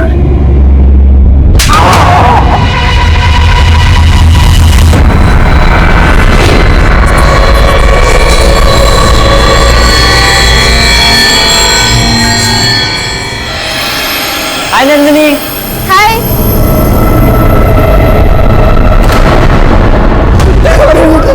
पिंकी कौन है? कौन है पिंकी? तुम में से? सर, माना कि हमने मोहित के कहने पर झूठ बोला, लेकिन पिंकी क्लास में आई नहीं सर। हाँ सर, ईशा सच बोल रही है। पिंकी किसी और क्लास में होगी। आप गलत क्लास में आ गए।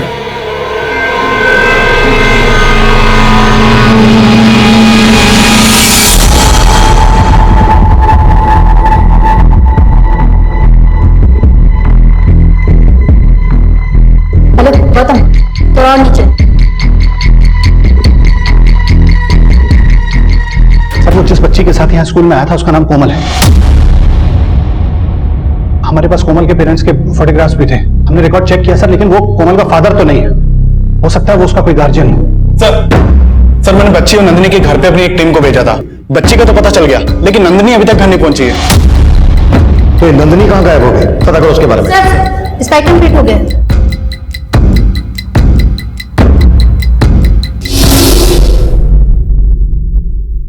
ऑडियो नहीं आ रहा है? हाँ सर, टेक्नीशियन टीम कुछ काम कर रही है इस पे। लेकिन सर, इसने अभी तक बाकी और किसी भी बच्चे को नुकसान नहीं पहुंचाया। लेकिन ये कभी भी किसी को भी नुकसान पहुंचा सकता है। हमें इससे जल्द से जल्द बात करनी होगी।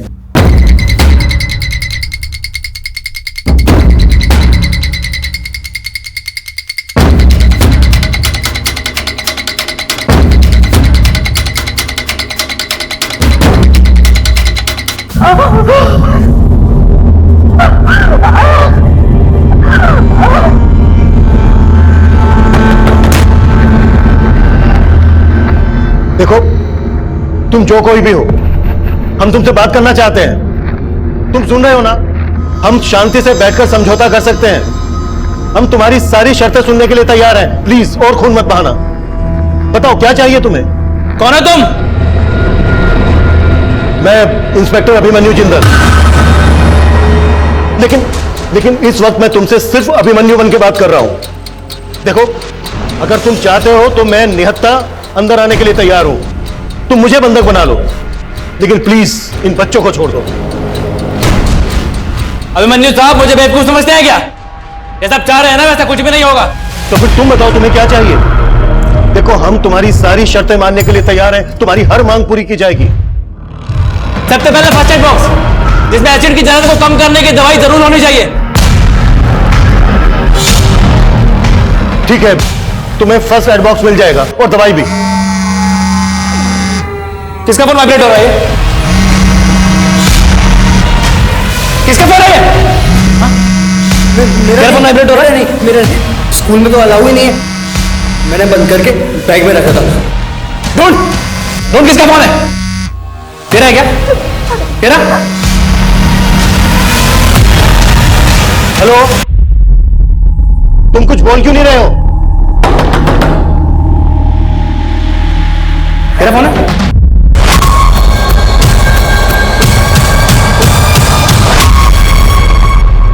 सर, ये मोहित का। प्रियंका? सर ऑडियो आ गया। प्रियंका ही पिंकी है ना? नहीं सर, नहीं सर, नहीं सर। सच बोल। सर, वो प्रियंका मेरी दिल्ली वाली फ्रेंड है, और वो प्रियंका से इस क्लास में क्या स्कूल में भी नहीं है। वो पिंकी नहीं है सर, वो सिर्फ प्रियंका है। मैं झूठ नहीं बोल रहा हूँ सर।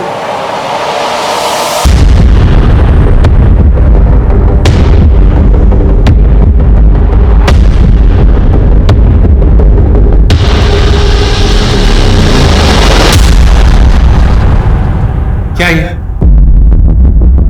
कैसे फोटो खींचता है? नहीं सर, हाँ? ये ब्लैकमेल करता है तेरे को? नहीं सर, नहीं। नहीं करता तो आगे चल के जरूर करेगा। ये लीजिए अभिमन्यु साहब, ये एक और केस हो गया है, ब्लैकमेल और मोलेस्टेशन का। नहीं सर, मैंने इसकी फोटो नहीं खींची सर। इस रिया ने खुद अपने नंबर से मुझे सेंड किया था अपना photo. She loves me, sir. देख लो जिंदल साहब, ये इनके संस्कार, और अब इनके चक्कर में अपने आप को बंदा बनाने चले थे।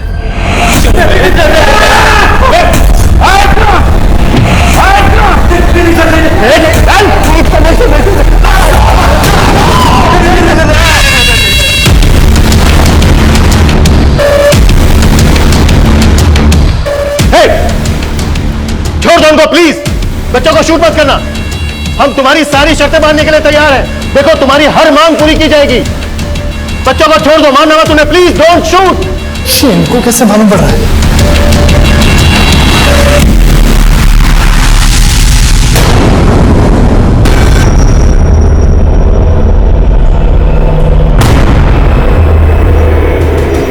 रुक जाइए, अंदर नहीं जा सकते आप। रुक जाइए।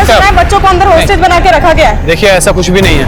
ऐसा कुछ नहीं है तो फिर इतनी सारी पुलिस क्यों है यहाँ? देखिए, आप जाइए यहाँ से, और ये बंद कीजिए, आप कैमरा बंद कीजिए।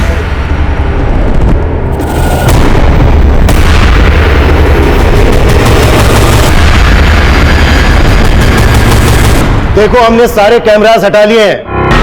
अब प्लीज बताओ कि बच्चों को छोड़ने के बदले में तुम्हें क्या चाहिए? हम तुम्हारी सारी मांग पूरी करेंगे। पहले जैसे कैमरा लटकाया था, वैसे फर्स्ट एड बॉक्स खिड़की से लटका के यहाँ पे भेजो तुरंत, वरना मर जाएगी ये बेचारी। मेरा अस्थमा का पंप मेरे बैग में। सर, मैं सच बोल रही हूँ। मैं उन अंकल को नहीं जानती। वो खुद मेरे पास आए और बातें करने लगे। बेटा, हेलो बेटा, आप जानती हो क्लास का? हाँ, मैं आपको बताती हूँ। अरे वाह, आप कौन सी क्लास में पढ़ती हैं?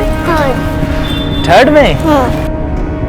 फिर मैंने उनको बता दिया वो क्लासरूम कहाँ है। चले, जल्दी कर। हमें ये जानकर बहुत अच्छा लगा कि तुम बाकी बच्चों को नुकसान नहीं पहुंचाना चाहते, पर प्लीज समझो, शनाया को प्रॉपर मेडिकेशन की जरूरत है। फर्स्ट एड बॉक्स से उसका ट्रीटमेंट नहीं हो सकता, उसे डॉक्टर चाहिए। प्लीज उसको बाहर आने दीजिए। मैं जानता हूँ आप मुझे ट्रैप करने का प्लान बना रहे हैं। मुझे बाहर भेजने के लिए दरवाजा खोलूंगा, अब भागकर तुरंत अंदर आ जाएंगे। नहीं, बिल्कुल ऐसा नहीं है। हम तुम्हें पकड़ेंगे नहीं, तुम्हें बिल्कुल अरेस्ट नहीं करेंगे। जैसे ही बच्चे बाहर आ जाएंगे, हम तुम्हें भी बाहर जाने देंगे। आप बेवकूफ समझते हैं क्या मुझे जिंदल साहब? हाँ? जनीब, ऐसी बात नहीं है। देखो, तुम हम पे भरोसा नहीं कर रहे हो, कोई बात नहीं, हम एक डॉक्टर अंदर भेज देते हैं। डॉक्टर? हाँ, एक लेडी डॉक्टर। शनाया को जिस तरह के ट्रीटमेंट की जरूरत है वो फर्स्ट एड बॉक्स से नहीं हो पाएगा। Please try to understand.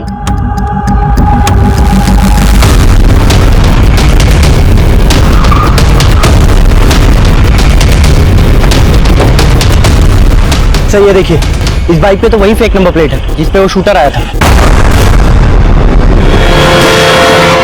इस बाइक के चेसिस नंबर से पता करो ये किसका नंबर रजिस्टर्ड है। सर, बाकी तुम डॉक्टर बनने के लिए तैयार हो, हम एक सेकंड भी वेस्ट नहीं कर सकते। Okay sir. सर, मुझे तो समझ नहीं आ रहा वो डॉक्टर के लिए इतनी आसानी से मान कैसे गया।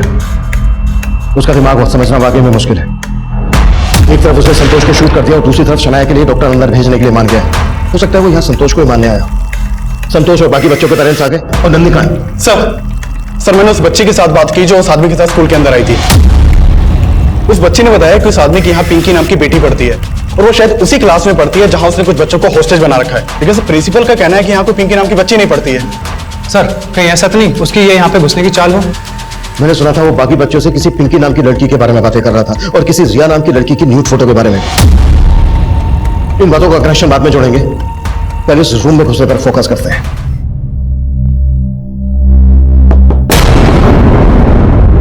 कौन? डॉक्टर।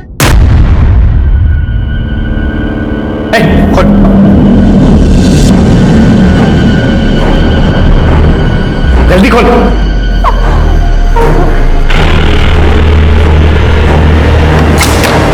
मैं अंदर आ, जल्दी जल्दी आओ, बंद कर, बंद कर, बंद कर।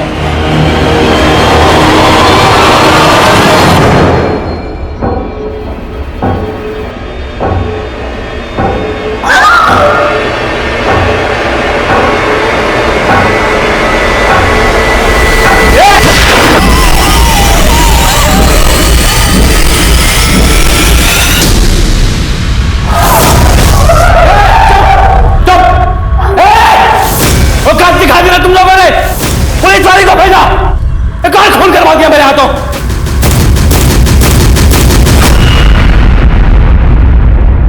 अभी अभी स्कूल के अंदर से गोली चलने की आवाज आई है। इससे साफ होता है कि वाकई में अंदर कुछ बच्चों को होस्टेज बनाकर रखा गया है, लेकिन पुलिस मीडिया को इसके बारे में कोई भी जानकारी देने से बच रही है।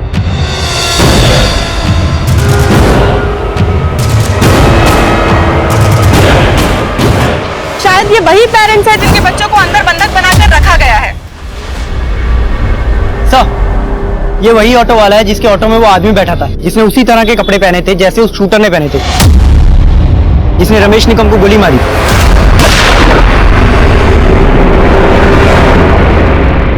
क्या यही था वो? साहब, इसमें तो हेलमेट पहना है, पता कपड़े उसने ऐसे ही पहने हुए थे।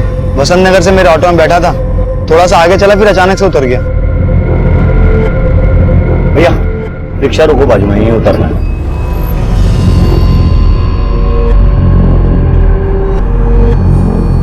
सर, हमारी एक टीम आसपास पूछताछ कर रही है और हमने ऑपोजिट साइड की नाकाबंदी को भी अपडेट कर दी है। गुड।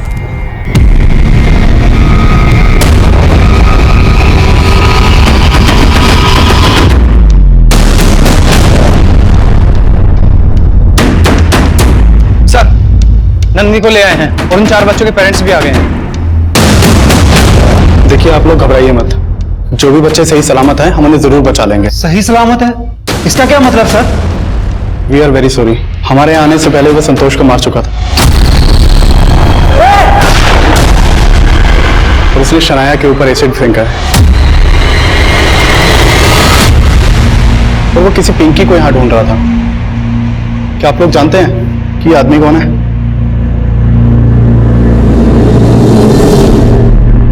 नहीं सर।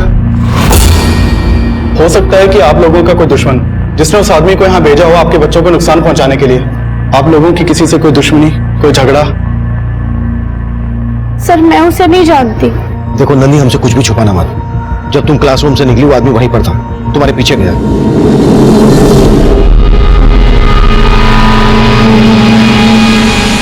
फिर वापस आकर उसने बाकी के बच्चों को बंधक बना लिया।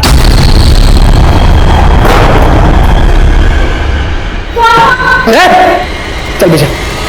सर मुझे क्या पता, मैं उस आदमी को जानती तक नहीं। हाँ, उसे वहां देखकर अजीब जरूर लगा था, लेकिन बाद में मैंने उसे इग्नोर कर दिया और फिर मैंने नोटिस किया कि वो मेरे पीछे आ रहा था। हाय नंदिनी। हाय।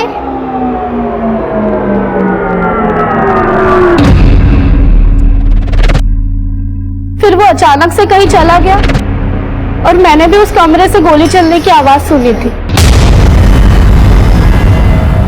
क्या रिया की न्यूड फोटोज? ये क्या बोल रहे हैं सर आप? देखिए सर, वैसे ही उसकी जान खतरे में होगा। शायद उसकी जान खतरे में होने की वजह उन फोटो से जुड़ी हो। सर मुझे नहीं पता रिया ने कैसी फोटोज किसे भेजी, लेकिन वो है बहुत फ्लर्टी। स्कूल में मोहित उसका बॉयफ्रेंड है और सब जानते हैं कॉलेज के एक लड़के के साथ भी उसका अफेयर है। कॉलेज का लड़का कौन? श्रवण, लेकिन उसके नाम के अलावा मैं और कुछ नहीं जानती। 5 घंटे से ज्यादा वक्त बीत चुका है, लेकिन पुलिस बच्चों को रेस्क्यू कर पाएगी या नहीं, इस बात का कोई आसार नजर नहीं आ रहा है।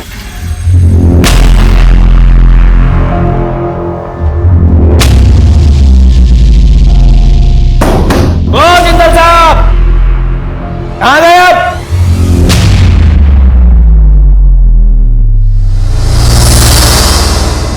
तेरे जैसी लड़कियों को ना बहुत अच्छे से जानता हूँ, लेकिन तू मेरे जैसे आदमियों को नहीं जानती।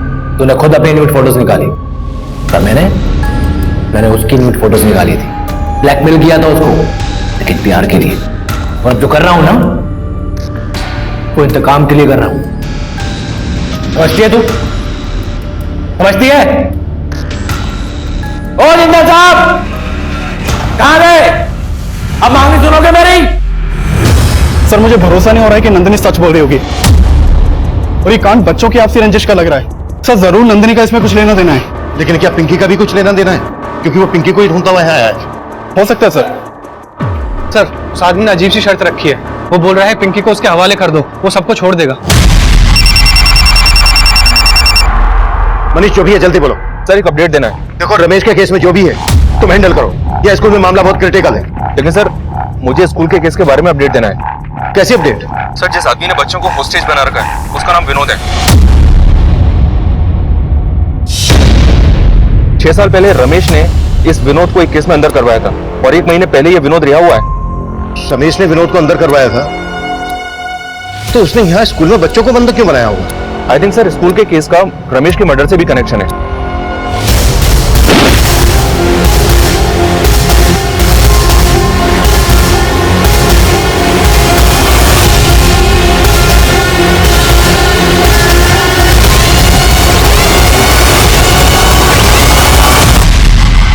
अब समझ में आया, उसने नंदिनी का नाम सुनने के बाद ही अपना इरादा बदला है। हाय नंदिनी। हाय।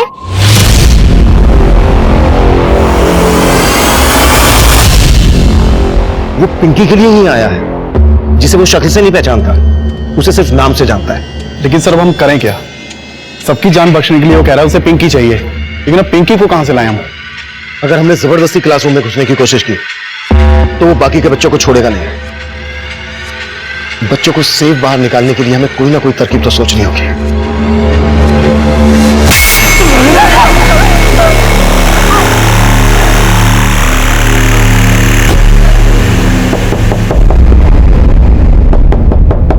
देखो, हमने पता लगा लिया है कि स्कूल में पिंकी कौन है, लेकिन तुम हमें यह बताओ कि तुम पिंकी से चाहते क्या हो? वही जो आप इन सब स्टूडेंट्स को बचा के पाना चाहते हैं। अगर पिंकी नहीं मिली ना तो मैं सबको जान से मार दूंगा। बड़ा भी ने कहा था मेरी हर मांग पूरी होगी। लेकिन हम पिंकी की जान भी खतरे में नहीं डाल सकते। जान से नहीं मारूंगा उसे, लेकिन अगर पिंकी नहीं मिली ना तो इन सबको जान से मार दूंगा मैं। Okay okay okay, please please don't shoot. ठीक है, देखो हम पिंकी को तुम्हें सौंप देंगे, लेकिन उससे पहले बाकी के बच्चों को छोड़ दो, बाहर आने दो उनको। नहीं जिंदा साहब, मुझे पहले पिंकी चाहिए। पर तुम। अच्छा ठीक है, मुझे पहले पिंकी को देखना है। आप एक काम कीजिए, इस मोहित के नंबर पे वीडियो कॉल कीजिए, हम फिर बहस करते हैं। काजल, यस सर। अगर तुम्हें अंदर जाना पड़े डरोगे तो नहीं? नहीं sir, I am ready. Good, तैयार हो जाओ। Okay sir.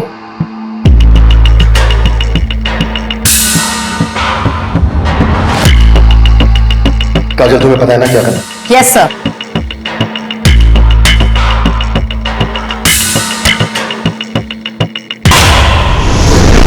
बहुत डरी हुई है पिंकी। देखो, अगर तुम पिंकी और बाकी के बच्चों को सही सलामत बाहर आने दोगे तो हम तुम्हें अरेस्ट नहीं करेंगे, तुम्हें जाने देंगे। बेवकूफ अच्छा बना ले तो जिंदल साहब। मतलब कि मुझे पिंकी चाहिए, लेकिन जिंदा नहीं। आप इसी वीडियो कॉल में पिंकी को गोली मार दो, वरना मैं यहीं सबको गोली मार दूंगा।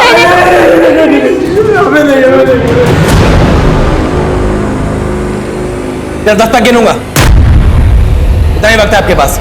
1। गिनती गिनने की कोई जरूरत नहीं है। अगर तूने अब एक भी बच्चे को नुकसान पहुंचाया तो गोली हम भी चलाएंगे। किस पर? वो देख ले।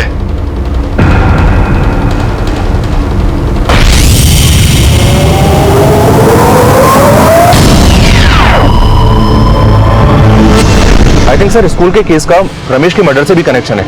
जिस आदमी ने रमेश पे गोली चलाई थी वो आदमी संगम विहार नाकाबंदी से एक ऑटो पकड़ के भाग गया था। आगे चलकर उसने दूसरा ऑटो पकड़ा था, उस दूसरे ऑटो को हमने ट्रेस कर लिया।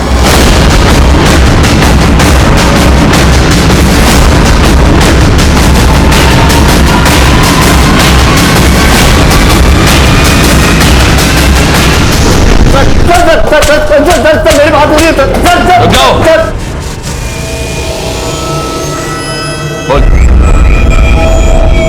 सर सजा तो हमें बहुत बाद में हुई, लेकिन उसके केस करने के बाद से हमारे उल्टे दिन शुरू हो गए। कोर्ट के चक्कर काटते काटते सब कुछ तबाह हो गया सर। हमारी दुकान तक बंद हो गई, कोई भी हमारे साथ काम नहीं करना चाहता था। जो हमने बनाया था सब उजड़ गए। वकील की फीस भरने के चक्कर में हमें अपना घर तक गिरवी रखना पड़ा। फिर भी खुद को सजा से नहीं बचा पाए? हाँ सर, नहीं बचा पाए। जब 4 साल पहले मैं जेल से रिहा हुआ तब से सड़कों पर धक्के खा रहा हूँ। कोई अपने यहाँ नौकरी देने तक के लिए तैयार नहीं है। लेकिन 1 महीने पहले जब विनोद भैया जेल से आए तो वो ठान चुके थे कि जिन्होंने हमें तबाह किया है हम उनको खत्म कर देंगे। रमेश को मारेंगे हम प्रकाश, लेकिन रिद्धि को नहीं। प्रकाश अब शादी नहीं होगी, बर्बादी होगी। जिसमें उसकी जान बसती है ना, उससे उसे छीन लूंगा मैं। पिंकी को मारूंगा मैं, और तुम रमेश को मारूंगा। सर रिद्धि 7 साल पहले लखनऊ में रहती थी, फिर वो कानपुर आई और यहीं रहने लगी। भैया ने रिद्धि के सोशल मीडिया अकाउंट से सारी जानकारी ले ली थी कि पिंकी उस स्कूल में पढ़ती है और किस क्लास में पढ़ती है। हालांकि भैया 7 साल पहले उससे मिले थे, लेकिन फिर भी विनोद भैया ठान चुके थे कि वो पिंकी को खत्म कर देंगे, और प्लान के मुताबिक मैंने रमेश को खत्म कर दिया।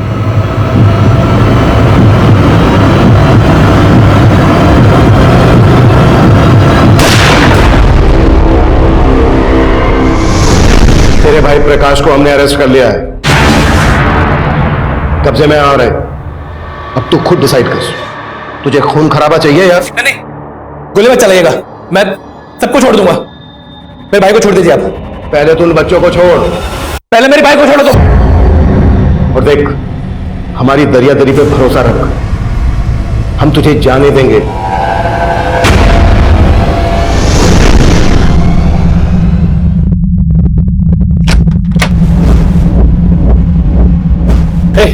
पीछे देखो, तुम्हें ऐसा कुछ भी करने की जरूरत नहीं। ईशा को छोड़ दो, तुम्हें यहां से जाने से कोई भी नहीं रोकेगा। तो फिर तुम सबके हाथ में गन क्यों है? हटो जाए। सब लोग गन नीचे रख दो, गन नीचे रख दो।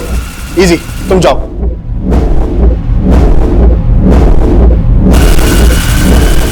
चलो पीछे, पीछे चलो, सब पीछे चलो।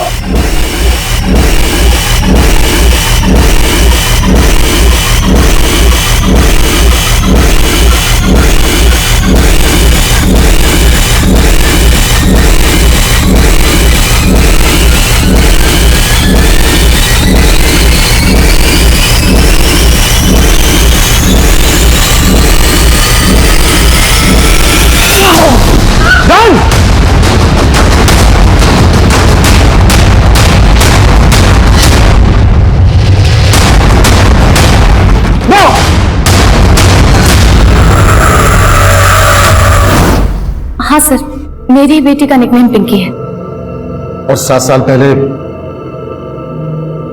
आपने इस विनोद पर केस किया था। हाँ सर। और ये केस लॉयर रमेश निकम ने लड़ा था, राइट? हाँ सर, विनोद मेरा क्लाइंट था। ये नीलम पहनने से तुम्हें बिजनेस में फायदा होगा। मैं इसको एस्ट्रोलॉजी के टिप्स दिया करती थी। वो अक्सर मुझसे यही कहकर मिलने आता था कि मेरे एस्ट्रोलॉजी के टिप्स से उसे फायदा हो रहा है। तुम यहाँ? हाँ, तुम्हारे लिए। दीदी, तुम्हारा प्रेडिक्शन एकदम ठीक निकला है। मुझे बहुत मोटा प्रॉफिट हुआ है। विनोद, मुझसे मिलने के लिए अपॉइंटमेंट लेनी होती है। हाँ, मैंने सोचा कि तुम जैसा सोचो वैसा कभी नहीं हो सकता। क्यों नहीं हो सकता रिद्धि? मेरी मैरिज लाइफ के बारे में तो अच्छा प्रेडिक्शन किया तुमने। तुम्हारी मैरिज लाइफ तो खत्म हो चुकी है। तुम्हारा हस्बैंड तुम्हें छोड़ के जा चुका है। तो उससे शादी करने में प्रॉब्लम क्या है? देखो विनोद, मेरी बेटी पिंकी ही मेरा सब कुछ है। पहले उसने मुझे शादी के लिए प्रपोज किया और जब मैंने मना किया तो उसने धोखे से मेरे बाथरूम में कैमरा लगाकर मेरी वीडियो बनाई और फिर उस वीडियो को दिखाकर वो मुझे ब्लैकमेल करता था।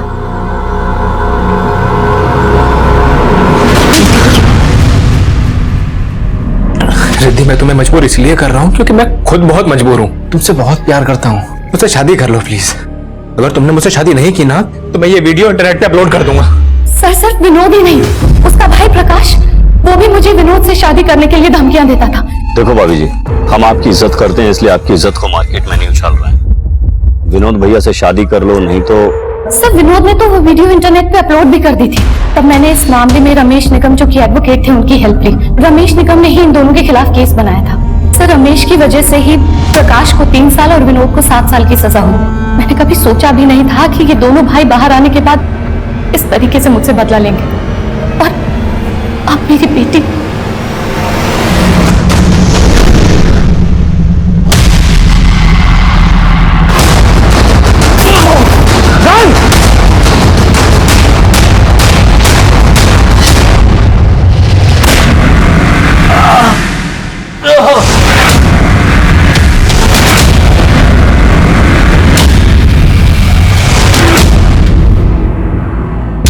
सर, आपने इसको पिंकी बना के मुझे बेवकूफ तो बना लिया और मुझे पकड़ भी लिया।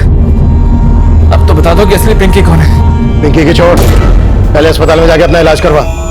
और वैसे भी पिंकी के दर्शन तुझे अब कभी नहीं होने वाले।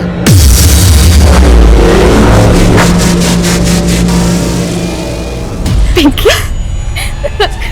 तू ठीक है ना?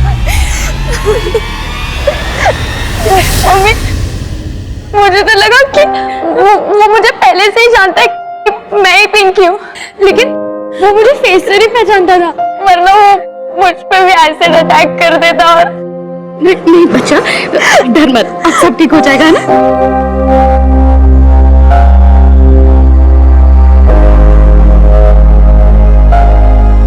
कहते हैं 2 wrongs don't make a right। गलत के साथ गलत करना, गलती पे गलती करना कभी सही नहीं हो सकता। प्रकाश और विनोद इसका जीता जागता उदाहरण थे।